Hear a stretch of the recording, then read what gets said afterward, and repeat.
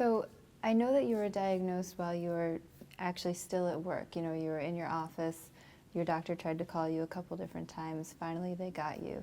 And we hear often from some of our members at Healthy 360 that they need to maintain their job and their career while they're still undergoing cancer treatment.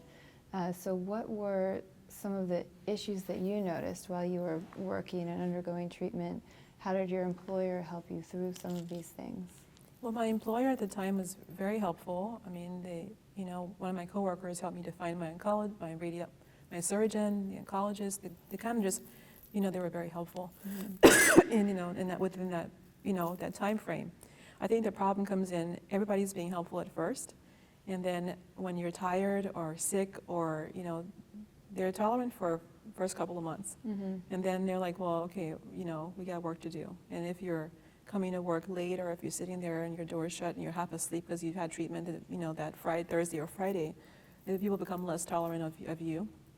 It's wanting to still maintain the respect of being a professional, but then you're in this place of where you're in treatment, you're sick, you're tired. Maybe your chemotherapy treatment, you just had a really bad time and you can't go to work, or you want to get tested for something that isn't covered by your insurance. Mm-hmm. And it can cause job loss and a lot of stress and worry. And there's also the fact of that, what if you lose your job? Somebody can't fire you for having cancer, they can fire you for not performing, right, which is a side effect of having cancer. Mm-hmm. So how do you deal with the financial repercussions of not having a job? Mm-hmm. Of juggling, treatment, childcare, and all that, while you're, so my employer was fantastic initially. After a while, I did run out of vacation time, sick time, vacation time, mm-hmm, and then, PTO, whatever it was. And then, I wasn't able to get full pay.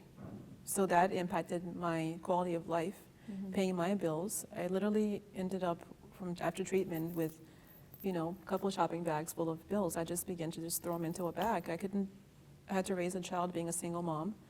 I was in treatment. I was terrified. And then I had this crazy idea to build Tigerlily. Yeah.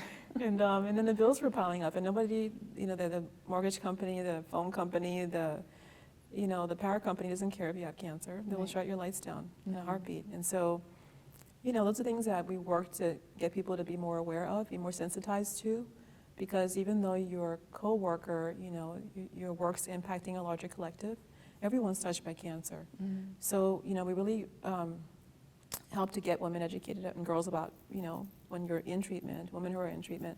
Here's how you talk to your doctor, your boss about cancer. Here's maybe how to navigate, with your insurance company. Here's how to, have conversations that are not comfortable. Mm-hmm. Here's what to expect, because everybody, again, was rah-rah at first, but after 6 to 9 months of you being sick and tired, and if you're metastatic, well, that's not going to stop. Yeah.